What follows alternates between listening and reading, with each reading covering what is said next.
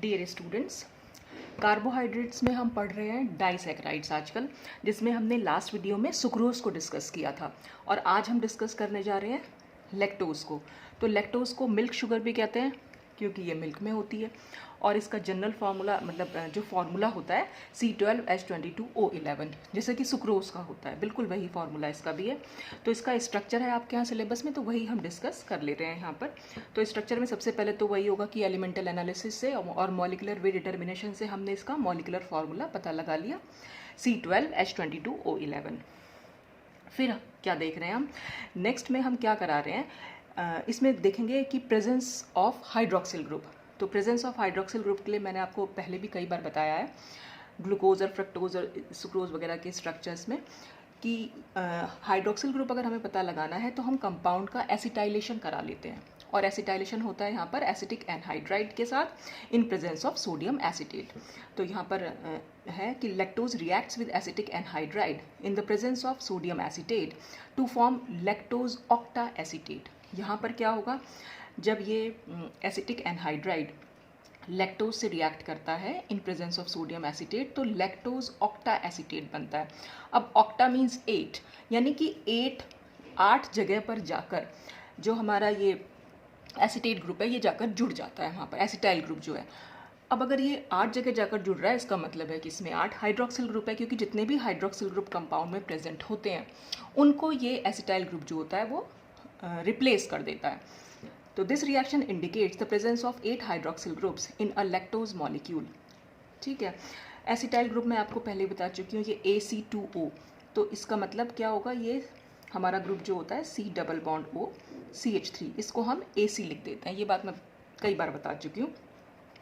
तो हम इस तरह से इसको ग्रुप को लिख सकते हैं, तो शॉर्ट में हम इसको AC लिख दे रहे हैं। ठीक, अब 8 हाइड्रोक्सिल ग्रुप तो हमें मालूम पड़ गए, लेकिन वो 8 हाइड्रोक्सिल ग्रुप अलग अलग कार्बन पर हैं। ये हमें कैसे मालूम पड़ा कि since lactose is a stable compound the 8 hydroxyl group must be present on separate carbon atoms, क्योंकि अगर वो एक ही कार्बन एटम पर प्रेजेंट होंगे, मैंने आपको पहले ही बताया है कि एक कार्बन पर जब भी कभी 2 हाइड्रोक्सिल ग्रुप प्रेजेंट होंगे तो वहाँ हाइड्रोलिसिस हो जाती है। लेकिन यहाँ पर लैक्टोज क्योंकि एक स्टेबल कंपाउंड है, तो इसका मतलब है कि जो 8 हाइड्रोक्सिल ग्रुप हैं वो डिफरेंट कार्बन एटम्स में, यानी कि डिफरेंट 8 कार्बन एटम्स पर वो प्रेजेंट है। तो ये हमारे पास लैक्टोज का स्ट्रक्चर। फिर हमने इसका एसिटाइलेशन कराया, तो जितने भी OH यहाँ पर आपको दिख भी रहे होंगे 1 2 3 4, ये 5 6 7 8, तो ये 8 जो OH ग्रुप हैं वो सब के सब यहाँ पर OAC में चेंज हो चुके हैं। तो ये लैक्टोज ऑक्टा एसीटेट, और ये मैंने अल्फा लिख रखा है, अल्फा लैक्टोज। ये कैसे है, अल्फा और बीटा लैक्टोज होते हैं क्योंकि, तो ये हम सिर्फ इस एनोमेरिक कार्बन के बेस पर बता देते हैं। ये भी हम आगे भी डिस्कस करेंगे, क्योंकि इसमें OH नीचे की साइड है, तो अल्फा ग्रुप इसको हम अल्फा बोल देते हैं, अल्फा इसका एनोमर है, और ऐसे ही इसका एक बीटा एनोमर भी प्रेजेंट होता है। तो आप अल्फा लैक्टोज भी बना सकते हैं या बीटा लैक्टोज भी बना सकते हैं। अच्छा, फिर क्या देखना है कि hydrolysis of lactose with dilute acid yield an equimolar mixture of D glucose and D galactose. तो जब हमने लैक्टोज की हाइड्रोलिसिस कराई विद डाइल्यूट एसिड, तो इसने क्या दिया, इसने दिया ग्लूकोज एंड गैलेक्टोज का 1 मोल। तो इसका मतलब क्या हुआ, this indicates that the lactose molecule is made up of 1 unit of each of these monosaccharides. इसका मतलब जो ये लैक्टोज है ये इन दोनों से मिलकर बना हुआ है। ठीक है, ये डी ग्लूकोज और डी गैलेक्टोज दोनों का ही फॉर्मूला सेम होता है।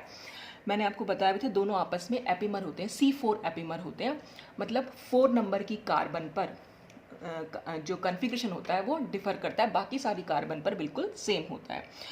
तो ये दोनों से मिलकर बना है, डी ग्लूकोज और डी गैलेक्टोज। पहले आप इसका स्क्रीनशॉट ले लीजिए, फिर हम आगे बढ़ेंगे इसमें। अच्छा, अब हम क्या देखेंगे इसमें, नेक्स्ट है यहाँ पर lactose reduces Tollens reagent and Fehling solution.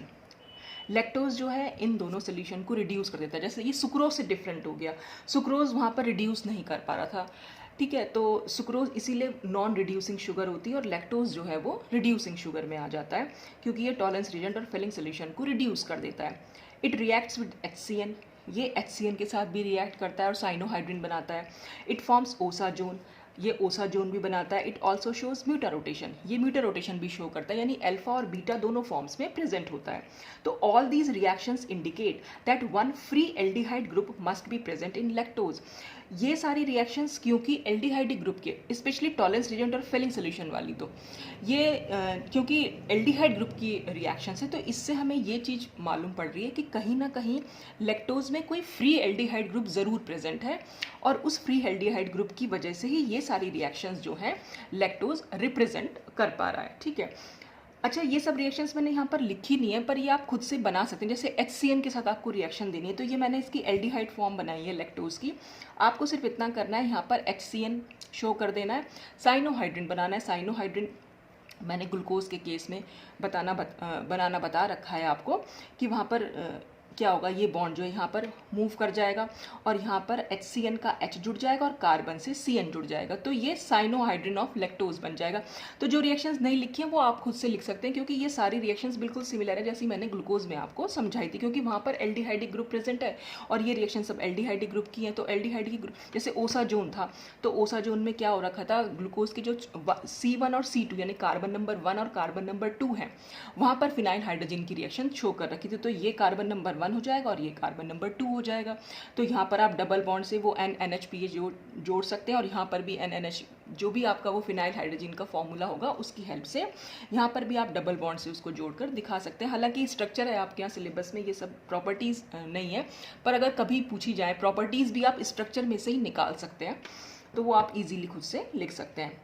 Number 5 है फिर, oxidation of lactose with bromine water gives lactonic acid which on hydrolysis yields a mixture of D-galactose and D-gluconic acid।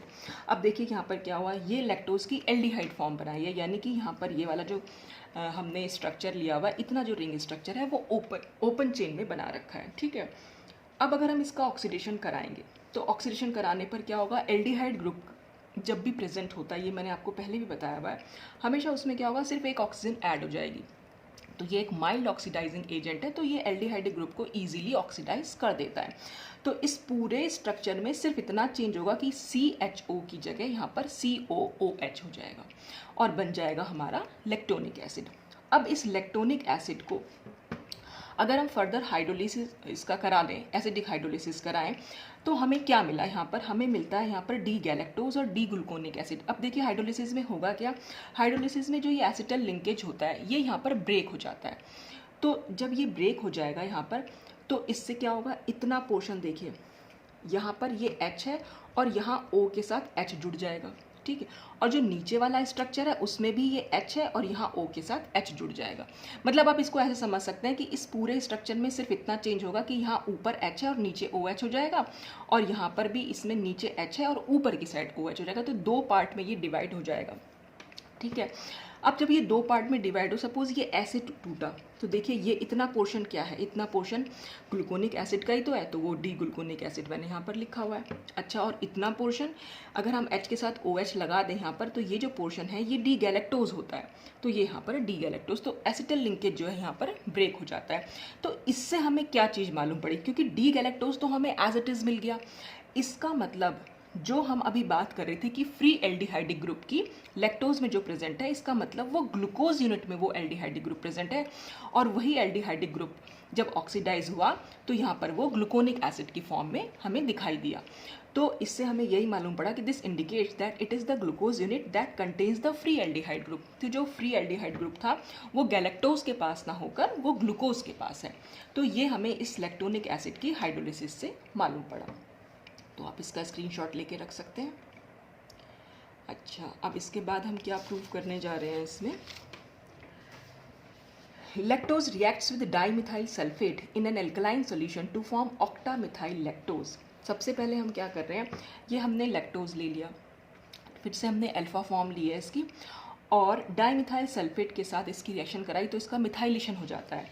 यानी जहाँ जहाँ पर OH ग्रुप होगा वहाँ वहाँ पर OCH3 में वो OH ग्रुप जो है वो OCH3 में चेंज हो जाएगा। ठीक है, तो ऑक्टामिथाइल लैक्टोज बन जाएगा, क्योंकि 8 ही हाइड्रोक्सिल ग्रुप है, तो 8 जगह जाके वो CH3 ग्रुप जो है वो ऐड हो गया, तो ऑक्टामिथाइल लैक्टोज बन गया।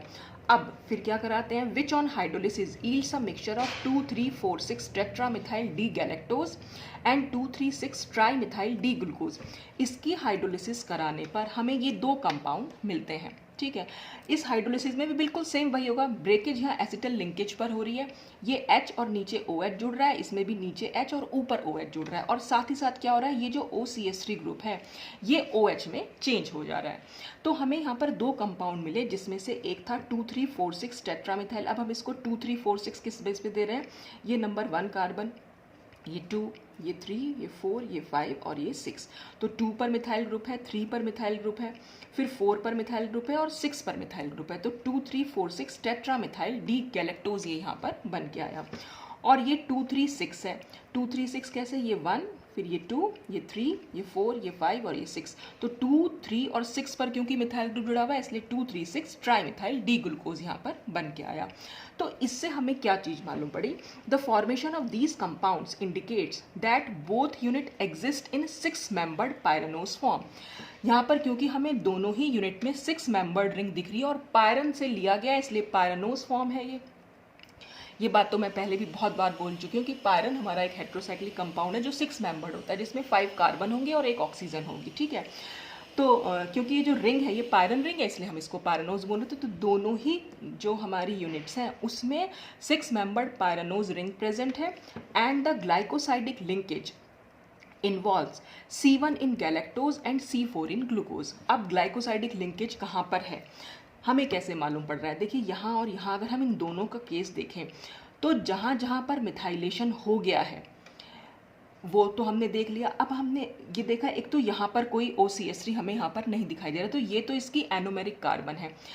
ये तो हम पहले ही प्रूव कर चुके हैं कि इस कार्बन पर तो एल्डिहाइडिक ग्रुप प्रेजेंट है, ठीक है, जो हम पहले भी शो कर चुके हैं कि ग्लूकोज यूनिट में कार्बोहाइड्रेट जो है, ग्लूकोज यूनिट में जो हमारा ये एल्डिहाइडिक ग्रुप यहाँ पर प्रेजेंट है। और क्योंकि यहाँ फर्स्ट कार्बन पर ही एल्डिहाइडिक ग्रुप प्रेजेंट होता है ग्लूकोज में, तो उसी का जो एसिड बन गया है, तो फर्स्ट कार्बन, ये जो ग्लूकोज की फर्स्ट कार्बन है, ये तो कहीं से इसके साथ अटैच नहीं हो सकती। अब हम देखेंगे बाकी कहाँ पर OH प्रेजेंट है, तो ये देखिए ये OH है, यहाँ पर OH है और इसका ये OH, तो ये वाला OH और ये वाले OH, इन दोनों के बीच में रिएक्शन हो गई होगी, वाटर का मॉलिक्यूल निकला होगा और यहीं पर वो एसिटल लिंकेज कह सकते हैं या उसको ग्लाइकोसाइडिक लिंकेज कह सकते हैं, वो लिंकेज यहाँ पर बन के आया होगा। तभी यहाँ पर हमारे पास कोई मिथाइल ग्रुप यहाँ पर जुड़ के नहीं आया था, वो ऑलरेडी बॉन्डेड था, इसलिए भी मिथाइल ग्रुप नहीं जुड़ पाया था।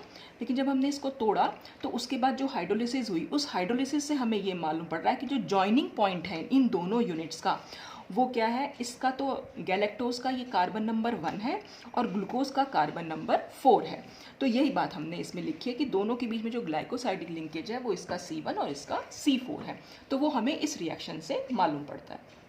तो यहाँ पर आप इसका स्क्रीनशॉट ले सकते हैं। अच्छा, अब नेक्स्ट 8th पॉइंट है इसका, lactose is also hydrolysed bye emulsion और बीटा गैलेक्टोसाइडेज। लैक्टोज का जो हाइड्रोलिसिस है वो इमल्सिन से या फिर हम उसको कह सकते हैं बीटा गैलेक्टोसाइडेज से होता है, which is specific for the hydrolysis of beta galactoside links. तो अब क्योंकि इसका जो हाइड्रोलिसिस है वो बीटा गैलेक्टोसाइडेज से हो रहा है, अल्फा गैलेक्टोसाइडेज से नहीं हो रहा, तो और ये वाला जो एंजाइम हम यूज़ कर रहे हैं ये स्पेशली बीटा गैलेक्टोसाइड लिंक्स के लिए होता है। तो यहाँ से हमें क्या मालूम पड़ रहा है, this enzymic hydrolysis shows that the glycosidic linkage is beta, कि इन दोनों के बीच में यूनिट में जो ग्लाइकोसाइडिक लिंकेज था वो बीटा था। वो अगर अल्फा होता तो यहाँ पर वो अल्फा गैलेक्टोसाइडेज से ब्रेक हुआ होता, लेकिन वो बीटा से हो रहा है। तो lactose is therefore beta galactoside, तो इसलिए हम कह सकते हैं लैक्टोज जो है वो बीटा गैलेक्टोसाइड है, यानी कि गैलेक्टोज की जो यूनिट है वो बीटा फॉर्म में प्रेजेंट है, ठीक है ना। अगर वो अल्फा फॉर्म में प्रेजेंट होती तो यहाँ वो अल्फा गैलेक्टोसाइडेज से ब्रेक हुआ होता है, जो ये लिंकेज है, ठीक है। और हम लैक्टोज को बीटा गैलेक्टोसाइड क्यों बोल रहे हैं, एक्चुअल में क्या, लैक्टोज एक डाइसैकराइड है, डाइसैकराइड जितने भी होते हैं उन सबको हम ग्लाइकोसाइड भी बोल देते हैं। ये बात मैंने आपको बताई थी जब हमने ग्लाइकोसाइडिक लिंकेज यूज़ किया था, वीडियो जो बनाया था मैंने उस पर आपने देखा भी हो। तो एक्चुअल में ग्लाइकोसाइडिक लिंकेज से हम, या ग्लाइकोसाइड वर्ड से हमारा क्या मतलब है कि अगर हमारा कोई मोनोसैकराइड मॉलिक्यूल है, मोनोसैकराइड मॉलिक्यूल की जो एनोमेरिक कार्बन है अगर किसी दूसरे शुगर मॉलिक्यूल से या दूसरे मोनोसैकराइड के OH ग्रुप से रिएक्ट कर लेती है, यानी इस एनोमेरिक का हाइड्रोक्सिल ग्रुप और इस दूसरी मोनोसैकराइड के हाइड्रोक्सिल ग्रुप में जब रिएक्शन हो जाती है तो उस रिएक्शन से जो कंपाउंड बना उसको हम ग्लाइकोसाइड बोल देते हैं। अब क्योंकि इसमें दोनों शुगर मॉलिक्यूल इन्वॉल्व हुए हैं तो हम इसको बोल दे रहे हैं कि ये एक डाइसैकेराइड है। अदरवाइज ग्लाइकोसाइडिक लिंकेज तब भी बन सकता है कि मान लीजिए आपने कोई ग्लूकोज यूनिट या गैलेक्टोज यूनिट ले रखी होती और हम इसकी किसी एल्कोहल से, जैसे मिथाइल एल्कोहल से रिएक्शन करा देते, तो मिथाइल एल्कोहल से रिएक्शन करा देंगे तो फिर तब भी हमारा एक ग्लाइकोसाइड बन सकता है। ठीक है, तब हम उसको गैलेक्टोसाइड बोलेंगे। लेकिन मतलब ग्लाइकोसाइड एक जनरल टर्म होती है और जैसे ग्लूकोसाइड है या फ्रक्टोसाइड है या गैलेक्टोसाइड है, ये एक स्पेसिफिक टर्म हो गई। तो जैसे सपोज अगर हमने ग्लूकोज ले लिया, सपोज इतना पोर्शन है हमारे पास, यहाँ H और नीचे OH है, ये इसकी एनोमेरिक कार्बन है। अगर हम इसकी मिथाइल एल्कोहल से रिएक्शन कराएंगे तो क्या होगा, ये OH ग्रुप जो है OCH3 में चेंज हो जाएगा और कंपाउंड का नाम हो जाए, ये ग्लाइकोसाइड बनेगा। क्यों? क्योंकि एनोमेरिक कार्बन का हमने OH ले लिया और एल्कोहल का भी हमने OH ले लिया, दोनों के बीच में रिएक्शन हुई और दोनों के बीच में रिएक्शन होने से यहाँ पर OCH3 ग्रुप जो है जुड़ के आ गया। अब ये एक ग्लाइकोसाइड बना, लेकिन इस ग्लाइकोसाइड का नाम क्या होगा, ग्लूकोसाइड। क्यों? क्योंकि इसे ग्लूकोज ने बनाया है। ठीक है, ऐसे ही फ्रक्टोज से भी ग्लाइकोसाइड बनता है, उसको हम फ्रक्टोसाइड बोल देते हैं। ऐसे ही गैलेक्टोज से भी ग्लाइकोसाइड बनता है, अगर हम मिथाइल अल्कोहल से रिएक्शन करा रहे हैं तो वो गैलेक्टोसाइड बनेगा। ठीक है, लेकिन जब दो शुगर मॉलिक्यूल के OH के बीच में रिएक्शन हो रही है तो वो जो ग्लाइकोसाइड बना उसको हम डाइसैकेराइड बोल देते हैं। तो ग्लाइकोसाइड एक जनरल टर्म हुई। यहाँ पर हम लैक्टोज को गैलेक्टोसाइड क्यों बोल रहे हैं, क्योंकि इसका गैलेक्टोज का ही एनोमेरिक कार्बन हमने यहाँ पर लिया हुआ है, वो बीटा फॉर्म में, इसलिए बीटा गैलेक्टोसाइड हम इसको यहाँ पर बोल दे रहे हैं, क्योंकि इसकी एनोमेरिक कार्बन का कहीं कोई रोल नहीं है। गैलेक्टोज की एनोमेरिक कार्बन ही इसकी एसिटल लिंकेज में या ग्लाइकोसाइडिक लिंकेज में यूज हो रही है। तो ये डिफरेंस अपने दिमाग में रखिएगा कि ग्लाइकोसाइड और ग्लूकोसाइड, कंफ्यूज मत होइएगा। ग्लूकोसाइड भी ग्लाइकोसाइड ही है, बस वो क्योंकि ग्लूकोज ने बनाया इसलिए हम उसको ग्लूकोसाइड बोल दे रहे हैं। ऐसे ही कई बार हेमी एसिटल और एसिटल में बच्चे बहुत कंफ्यूज रहते हैं। तो हेमी एसिटल मतलब जैसे ये बन गया, हेमी एसिटल क्या बनते हैं, जो एल्डिहाइड और अल्कोहल की रिएक्शन से बनते हैं। तो ये एक साइक्लिक हेमी एसिटल बना। देखिए अगर यहाँ पर मैं आपको दिखाऊं कि हमारे पास ये देखिए, ये थी ना, ये हमारे पास जो स्ट्रक्चर है, इतना स्ट्रक्चर, इसमें हुआ क्या है, सिर्फ ये वाली H जो है ये यहाँ पर मूव कर गई और ऑक्सीजन और कार्बन के बीच में जो है वो बॉन्ड बन के आ गया। तो ऑक्सीजन और कार्बन के बीच में बॉन्ड बना, कार्बन से एक H तो ऑलरेडी जुड़ा हुआ था और ये OH बन गया, तो ये एनोमेरिक कार्बन हमारी बन गई। ठीक है, और हम इसको कह सकते हैं कि ये एक हेमी एसिटल बन गया, क्योंकि इसमें रिएक्शन कहाँ पर हुई, ये CHO ग्रुप में और इस OH ग्रुप में रिएक्शन हो रही है। ठीक है, तो ये बना एक हेमी एसिटल ग्रुप और ये फ्री हेमी एसिटल है, क्योंकि ये किसी से अटैच्ड नहीं है। ये फ्री हेमी एसिटल ग्रुप है, किसी से अटैच्ड नहीं है, लेकिन इसमें भी हेमी एसिटल है, लेकिन ये फ्री हेमी एसिटल नहीं है, ये लिंक हो गया है, क्योंकि ये लिंक हो गया है दूसरे शुगर मॉलिक्यूल से। ठीक, और ये तो हो गया हेमी एसिटल लिंकेज। और हेमी एसिटल लिंकेज क्या होगा, कार्बन, ऑक्सीजन, कार्बन और OH, इसको हम बोलते हैं हेमी एसिटल लिंकेज। और एसिटल लिंकेज क्या हुआ, एसिटल लिंकेज हमेशा दो शुगर मॉलिक्यूल के बीच में बनता है, दोनों के बीच में OH की रिएक्शन होती है, और एसिटल लिंकेज को हम दिखा सकते हैं COCOC।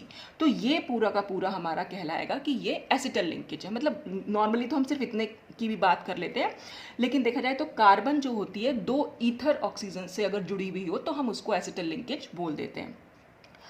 तो ये COCOC ये पूरा का पूरा हमारा एसिटल लिंकेज हुआ। तो ये दोनों में आपको डिफरेंस थोड़ा सा पता होना चाहिए। अच्छा, तो हमें मालूम पड़ा कि लैक्टोज जो है वो बीटा गैलेक्टोसाइड है, इसीलिए हम अब तक जितने भी स्ट्रक्चर बना रहे थे उसमें H नीचे और OH ऊपर। ये ध्यान रखिएगा, जब भी हम एनोमेरिक कार्बन पर OH नीचे बना रहे हैं तो वो अल्फा फॉर्म है ग्लूकोज गैलेक्टोज वगैरह में, और OH अगर हम ऊपर की साइड बना दे रहे हैं तो वो बीटा फॉर्म हो जाएगी। तो यहाँ पर H नीचे है और इसका OH ऊपर रहा होगा, तो ये OH ऊपर रहा है और इसका OH नीचे रहा है। इन दोनों के बीच में रिएक्शन जब हो रही है तो वाटर का मॉलिक्यूल निकालना है और एसिटल लिंकेज बन रही, तो 1,4 है। और हम बीटा ग्लाइकोसाइडिक लिंकेज क्यों बोल रहे हैं, क्योंकि हमने जिस भी कंपाउंड का एनोमेरिक कार्बन लिया है वो एनोमेरिक कार्बन उस कंपाउंड की वो क्या फॉर्म है उसी पर डिपेंड करता है कि हम इसको बीटा बोलेंगे या अल्फा। तो क्योंकि ये बीटा गैलेक्टोज यूनिट है इसलिए हमने इसका नाम 1,4 बीटा ग्लाइकोसाइडिक लिंकेज रखा है। ठीक है, अच्छा, तो फिर इसमें दो यूनिट्स हो गई, एक ग्लूकोज यूनिट हो गई और एक गैलेक्टोज यूनिट हो गई। इसको हम रिड्यूसिंग हाफ बोल रहे हैं, इसी की वजह से लैक्टोज को हम रिड्यूसिंग शुगर बोलते हैं, क्योंकि ये हमारे पास फ्री एल्डिहाइड ग्रुप में भी प्रेजेंट है। इसका अगर हम एल्डिहाइड फॉर्म बना भी मैंने आपको दिखाई थी, तो एल्डिहाइड फॉर्म जो होती है क्योंकि वो प्रेजेंट होती है इसमें और उसी की हेल्प से ये टॉलरेंस रीजेंट और फेलिंग सोल्यूशन को रिड्यूस कर देता है, तो इसलिए हम इसको रिड्यूसिंग हाफ, आधा पार्ट जो है लैक्टोज का रिड्यूसिंग होता है और बाकी का आधा पार्ट नॉन रिड्यूसिंग होता है। अच्छा, ये ग्लूकोज और गैलेक्टोज दोनों का अगर आप स्ट्रक्चर देखें तो बिल्कुल सेम है, सिवाय कार्बन नंबर 4 के। देखिए अब इसमें H ऊपर है, OH नीचे है, तो ये तो अल्फा ग्लूकोज ले लिया। यहाँ पर हमने H नीचे और OH ऊपर सिर्फ इसलिए बनाया क्योंकि ये बीटा गैलेक्टोज है। अगर ये अल्फा होता तो इसमें भी OH नीचे होता, तो दोनों की अगर अल्फा फॉर्म ले लेंगे तो दोनों की बिल्कुल सिमिलर कार्बन का कन्फिग्रेशन आएगा। नंबर 2 कार्बन पे जाएं तो H ऊपर OH नीचे, तो इसमें भी H ऊपर OH नीचे। नंबर 3 कार्बन पे OH ऊपर है, H नीचे, तो इसमें भी OH ऊपर है और H नीचे। 4 नंबर कार्बन पर क्योंकि दोनों का कन्फिग्रेशन डिफरेंट होता है, इसमें H ऊपर OH नीचे होता है, तो इसमें OH ऊपर और H नीचे होता है, यही दोनों में डिफरेंस है, इसीलिए ये गैलेक्टोज है और वो ग्लूकोज है, दोनों C4 एपिमर्स होते हैं। और नंबर 5 पे देखें तो ऊपर CH2OH नीचे है, जो ये भी ऊपर CH2OH। तो आपको सिर्फ ग्लूकोज और गैलेक्टोज और फ्रक्टोज मेन चीज़ें, बस 2-3 स्ट्रक्चर अगर आपको याद होंगे तो जितने भी डाइसैकेराइड्स हमारे यहाँ सिलेबस में वो सब आप इजीली बना सकते हैं। तो आपने अल्फा ग्लूकोज बनाया और बीटा गैलेक्टोज बनाया, बस दोनों की रिएक्शन आपने यहाँ पर करा दी। और दोनों की रिएक्शन में करना क्या है, सिंपल, इसका H बीच में यहाँ पर OH होगा, इसका नीचे OH होगा, बस उन दोनों OH को आपस में जोड़ देना, उसमें से वाटर का मॉलिक्यूल निकाल देना और दोनों को आपस में जोड़कर बस ऑक्सीजन यहाँ पर बीच में रह जाती है, तो ये हमारा ग्लाइकोसाइडिक लिंकेज होता है। तो इस तरह से हम लैक्टोज का, और ये अल्फा लैक्टोज हम क्यों बोल रहे हैं, क्योंकि ये एनोमेरिक कार्बन है। इस कार्बन, क्योंकि और तो कहीं इसकी एनोमेरिक कार्बन तो ऑलरेडी इन्वॉल्व है, एनोमेरिक कार्बन की वजह से ये अल्फा और बीटा फॉर्म हम बता सकते हैं। तो इसमें OH नीचे है, इसलिए ये अल्फा लैक्टोज है। अगर हमें कोई कहे कि बीटा लैक्टोज बनाना है तो हम क्या करेंगे, OH ऊपर और H नीचे बना देंगे, ठीक है, तो वो बीटा लैक्टोज बन जाएगा। और अगर इसका नाम देना चाहें तो बीटा डी गैलेक्टोपायरेनोसिल, क्योंकि ये मैंने आपको बताया था जब हम पहला कंपाउंड का नाम लिखेंगे तो YL लगा देते हैं पायरेनोज में, और जब हम दूसरा नाम लिखेंगे तो वो तो हम एज इट इज़ यहाँ पर लिख सकते हैं। तो बीटा डी गैलेक्टोपायरेनोसिल और अल्फा डी ग्लूकोपायरेनोज, अल्फा क्योंकि हमने ग्लूकोज अल्फा फॉर्म में ले रखा है और बीटा यहाँ पर क्योंकि हमने गैलेक्टोज को बीटा फॉर्म में ले रखा है। तो ये पूरा लैक्टोज का स्ट्रक्चर हुआ। लैक्टोज इज रिड्यूसिंग शुगर, मैंने आपको भी बताया है कि सुक्रोज के अलावा लैक्टोज और माल्टोज जो हम अभी आगे पढ़ेंगे वो रिड्यूसिंग शुगर है। सुक्रोज एक ऐसी है जो नॉन रिड्यूसिंग है क्योंकि उसमें कहीं पर भी कोई फ्री एल्डिहाइड ग्रुप प्रेजेंट नहीं होता। फिर lactose is fermented by bacteria not by yeast. हाँ, एक चीज़ और ध्यान रखिएगा, जितने भी अभी तक हम मोनोसैकेराइड पढ़ रहे थे या डाइसैकेराइड, सब के सब ईस्ट की प्रेजेंस में फर्मेंटेड होते थे, लेकिन लैक्टोज अपने आप में अकेला ऐसा है जो बैक्टीरिया की हेल्प से फर्मेंट होता है। और लैक्टोज जो फर्मेंट हो जाते हैं, जैसे दूध का खट्टा होना, वो दूध इसीलिए खट्टा होता है, वो बैक्टीरिया की प्रेजेंस में वहाँ उसका फर्मेंटेशन हो जाता है, इसलिए दूध वहाँ पर खट्टा हो जाता है। तो लैक्टोज जो है वो फर्मेंटेड होता है बैक्टीरिया से, नॉट बाय ईस्ट। बस इतना आप ध्यान रखिएगा। तो आज के लिए बस इतना ही लैक्टोज के बारे में, और नेक्स्ट वीडियो में हमारा लास्ट डाइसैकेराइड बचेगा माल्टोज। तो आज के लिए बस इतना। Thanks for watching.